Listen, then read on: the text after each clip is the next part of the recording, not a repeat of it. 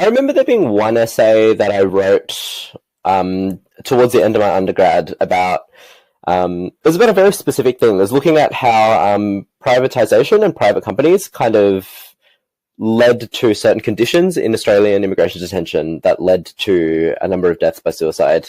And it was in the process of writing this that I kind of realized that thing I was saying before of like criminology having this language to understand injustice, right? Because it's, what happened, it's unjust. I think it's, unjust. It's awful anytime anybody like dies from anything. But in this particular case, there were so many kind of forces that played into it that was just really fascinating for me to kind of, I don't know if it's insensitive for me to find writing about like death a fascinating thing. That's probably not the right word to use.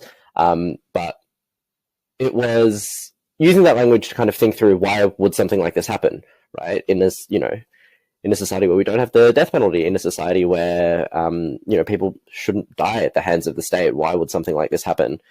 And I think in the process of writing that, it kind of helped me come to this realization that criminology as a discipline is something that can be interested in a topic like this and has the language to kind of analyze and unpack something like this.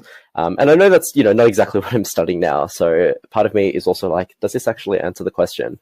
But I think more broadly, the language around talking about injustice and making sense of injustice in the world is something that I was just, very, very drawn to. And this essay was a very specific example of how that language might be used that I kind of continue to use in my work today. And I will say it also highlights, I think, a lot of people that point around, even today, the corporate criminal justice side and the public criminal justice side.